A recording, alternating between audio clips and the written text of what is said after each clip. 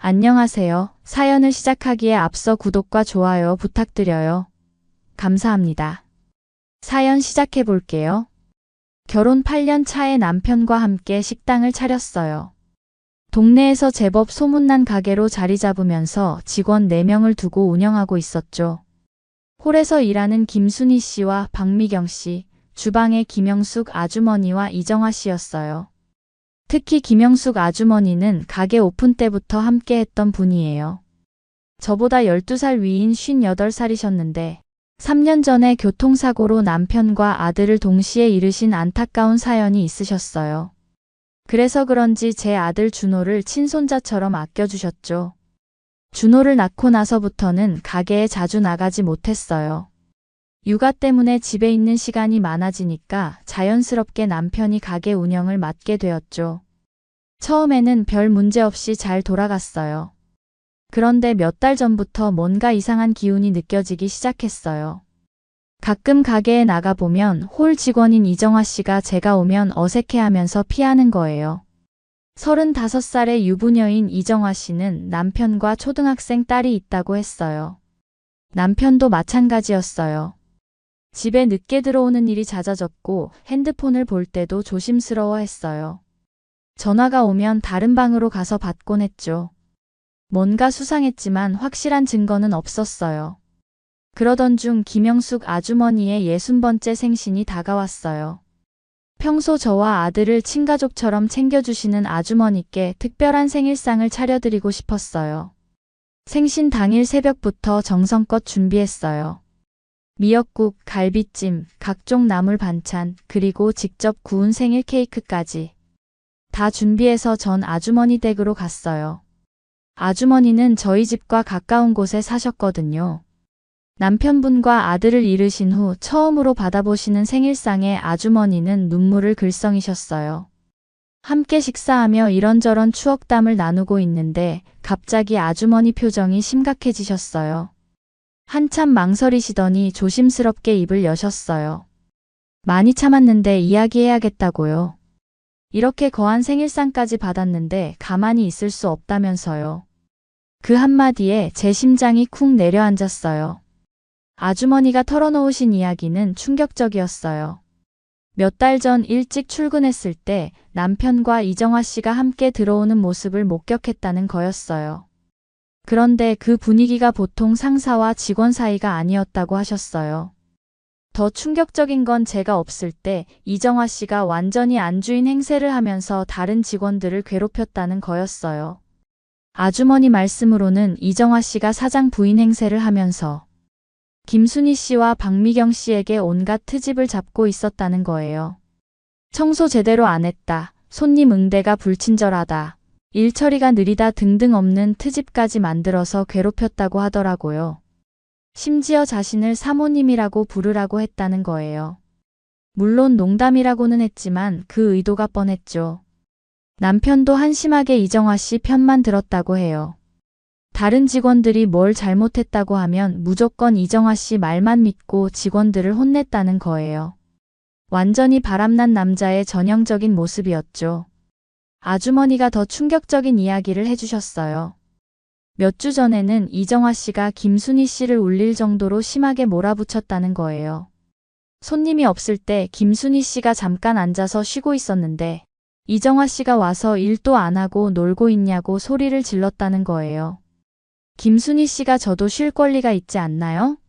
라고 말했더니 이정화 씨가 여기서 누가 사장인지도 모르냐면서 더 큰 소리를 냈다고 해요. 그때 마침 남편이 와서 뭔 일이냐고 물었는데 이정화 씨가 김순희 씨가 자기에게 대들었다고 거짓말을 했다는 거예요.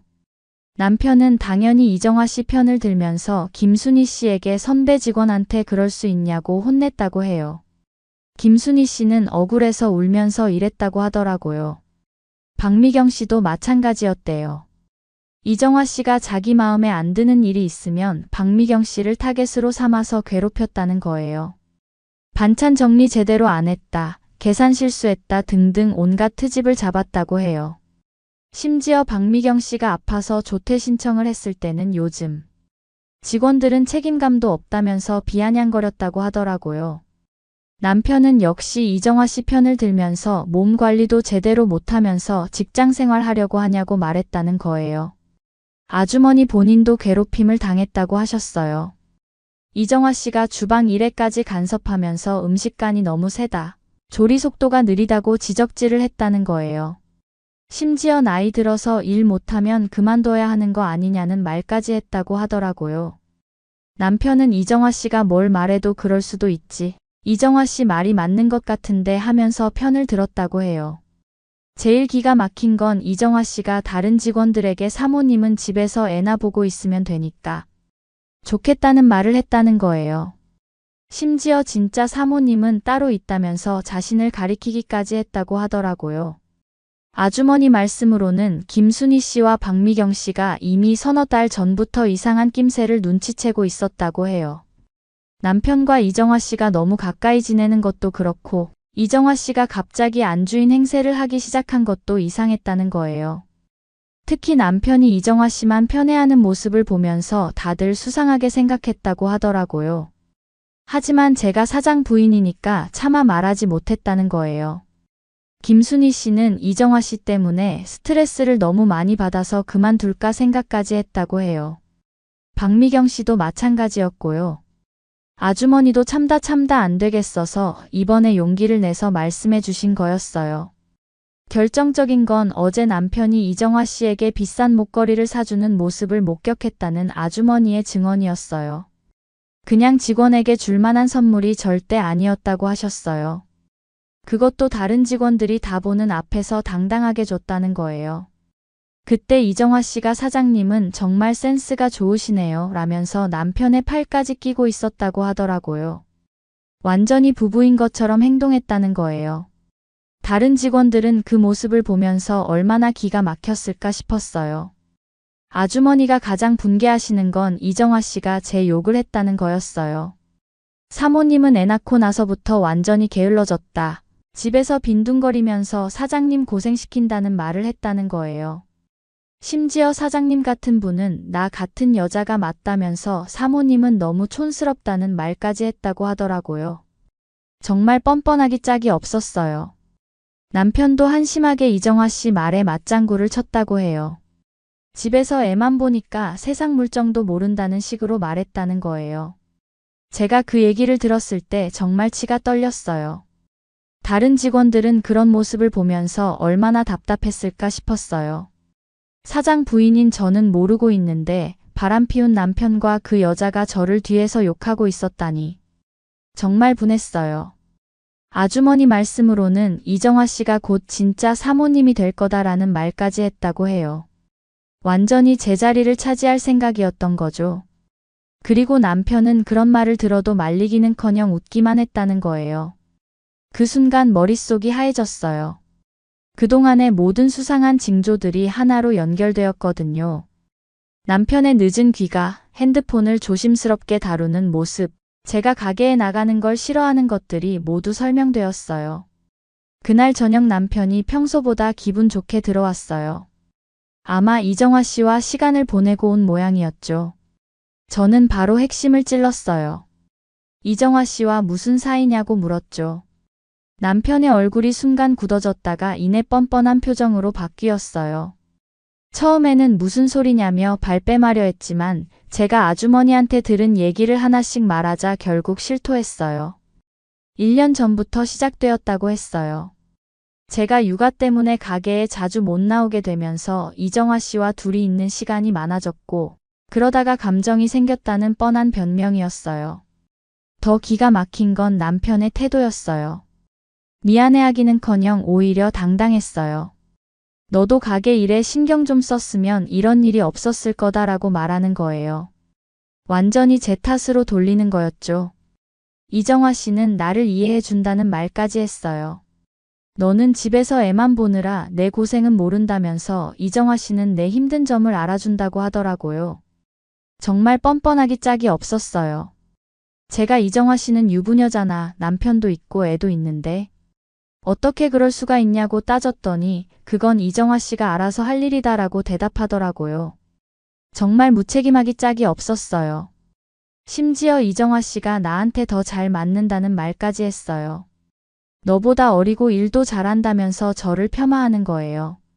바람피운 주제에 오히려 저를 비교하고 있었어요. 제가 그럼 다른 직원들 괴롭힌 것도 아냐? 라고 물었더니 그건 이정화 씨가 일 잘하라고 지적해 준 거다라고 하더라고요. 너무 민감하게 받아들이는 거 아니냐면서 이정화 씨를 계속 감쌌어요. 김순희 씨나 박미경 씨가 일을 제대로 안 하니까 이정화 씨가 답답해서 그런 거다라고 말하는 거예요. 완전히 이정화 씨 편만 드는 모습이 정말 한심했어요. 제가 아주머니까지 괴롭혔다면서? 라고 하니까 아주머니도 나이가 있으니까 실수할 수 있는 거 아니냐면서 이정화 씨가 도와주려고 한 거다라고 변명했어요. 가장 기가 막힌 건 이정화 씨가 가게 운영에 대해 좋은 아이디어도 많이 낸다면서 너보다 사업 감각이 뛰어나다고 말한 거예요. 바람피운 여자를 저보다 높이 평가하고 있었어요. 심지어 앞으로는 이정화 씨 의견을 더 많이 반영할 생각이니까 앞으로 가게 나올 생각 말고 애나 잘 봐. 라고 말하는 거예요. 정말 뻔뻔했죠. 그날 밤부터 저는 본격적으로 복수를 계획했어요. 우선 다음날 가게에 나가서 김순희 씨와 박미경 씨를 따로 불러서 상황을 확인했어요. 두 분 모두 그동안 참고 있었던 얘기들을 털어놓으셨어요. 김순희 씨는 이정화 씨 때문에 정말 힘들었다고 하시더라고요. 매일같이 트집 잡히고 괴롭힘 당해서 그만둘까 생각까지 했다고 해요. 특히 이정화 씨가 남편 앞에서는 완전히 다른 사람이 되어서 김순희 씨를 모함하는 모습이 정말 치사했다고 하시더라고요. 박미경 씨도 마찬가지였어요. 이정화 씨가 온갖 꾸준 일을 시켰다고 해요. 그리고 남편한테는 박미경 씨가 일을 제대로 안 한다고 고자질했다고 하더라고요. 두 분 모두 이정화 씨와 남편이 수상한 관계라는 걸 이미 눈치채고 있었다고 해요. 오히려 제가 늦게 알게 된 거였죠. 저는 두 분께 앞으로 벌어질 일들을 미리 귀띔해 드렸어요. 그리고 이정화 씨가 그동안 저질렀던 일들을 모두 기록해 달라고 부탁했어요.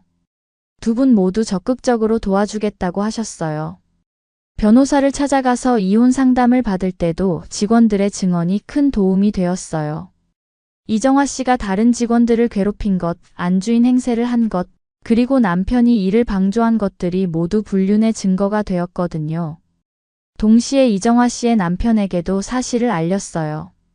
그 집도 피해자니까 알 권리가 있다고 생각했거든요.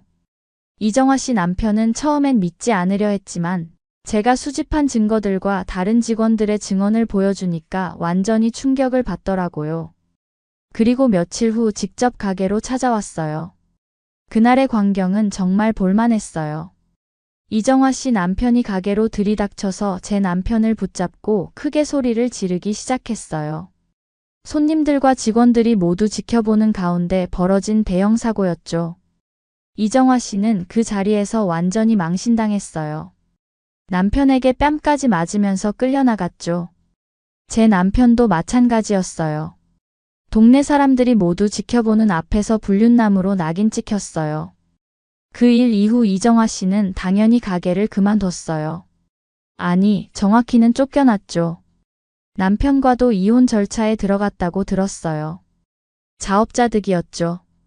제 남편은 그 일 이후 동네에서 완전히 매장당했어요. 가게 단골 손님들도 하나둘 사실을 알게 되면서 남편을 보는 시선이 차가워졌어요. 어떤 손님은 대놓고 불륜남이라고 손가락질하기도 했죠. 남편은 처음에는 이혼을 완강히 거부했어요. 한 번만 용서해달라고 다시는 그런 일 없을 거라고 빌었지만 저는 이미 마음을 정했어요. 불륜의 증거도 명확했고 법적으로도 제가 유리했거든요. 이혼 과정에서 아주머니가 정말 큰 힘이 되어주셨어요. 가게 운영은 물론이고 준호 돌봄까지 도맡아 해주셨어요. 제가 변호사 사무실이나 법원에 갈 때마다 준호를 챙겨주셨죠. 김순희 씨와 박미경 씨도 법정에서 증인으로 나서서 이정화 씨의 횡포와 남편의 편파적 태도에 대해 증언해 주셨어요. 6개월 후 드디어 이혼이 성사되었어요. 남편은 가게에 대한 모든 권리를 포기하고 위자료 3천만 원을 지급하기로 했어요. 저는 준호의 양육권과 가게를 모두 가져갔죠. 이혼 후 남편과 이정화 씨는 결국 동네를 떠났어요. 둘 다 완전히 매장당해서 더 이상 버틸 수 없었던 거죠. 들리는 소문으로는 남편이 다른 지역으로 이사가서 혼자 살고 있다고 하더라고요. 이정화 씨도 딸과 함께 친정으로 들어갔다고 했어요. 이제 1년이 지난 현재 저는 정말 자유롭고 행복하게 살고 있어요. 준호와 단둘이 사는 생활이 이렇게 평화로울 줄 몰랐어요. 가게도 예전보다 훨씬 잘 되고 있어요. 불륜 사건 이후 오히려 동네 사람들이 저를 더 많이 응원해 주거든요. 아주머니는 여전히 저희와 함께 일하고 계세요. 가끔 아주머니와 그날 일을 떠올리곤 해요. 만약 아주머니가 용기 내어 사실을 알려주지 않았다면 지금도 남편의 바람기를 모른 채 바보처럼 살고 있었을 거예요. 정말 고마운 분이에요. 요즘 가게는 그 어느 때보다 활기차요. 새로운 직원들도 들어왔고 단골 손님들도 많이 늘었어요. 무엇보다 마음의 짐이 없어지니까 일하는 게 즐거워졌어요. 동네에서 만나는 사람들도 저를 보는 시선이 달라졌어요. 불쌍하게 보는 게 아니라 대단하다고 용기 있게 잘했다고 말해주세요. 정말 뿌듯해요. 가끔 남편 소식이 들려오기도 해요. 다른 지역에서 혼자 살면서 일용직으로 일하고 있다고 하더라고요. 이정화 씨와는 연락도 안 한다고 해요. 결국 욕망에 눈이 멀어 모든 걸 잃은 거죠. 이정화 씨도 마찬가지예요. 남편과 이혼하고 딸과 함께 친정에서 눈치 보며 살고 있다고 들었어요. 안주인 행세하던 그 당당함은 온데간데 없이 사라졌죠. 저는 이제 정말 속 시원해요. 저를 배신한 사람들이 모두 제대로 된 응보를 받았거든요. 앞으로도 아주머니와 함께 가게를 키워나갈 계획이에요. 아주머니의 60번째 생일날 들은 그 한마디가 제 인생을 완전히 바꿔놓았어요. 지금도 매일 아침 아주머니와 함께 가게 문을 열면서 생각해요. 진실을 알려준 아주머니, 그리고 그 진실을 받아들일 용기가 있었던 제 자신이 정말 자랑스러워요. 이제 저는 완전히 자유로워요. 바람피고도 뻔뻔한 남편의 그림자에서 벗어나 당당하게 제 길을 걸어가고 있어요. 그리고 그 옆에는 진짜 가족 같은 아주머니와 사랑하는 아들 준호가 있어요. 이보다 더 완벽한 복수가 어디 있을까요? 제 긴 이야기를 끝까지 들어주셔서 감사합니다. 구독과 좋아요, 알림 설정까지 잊지 마세요.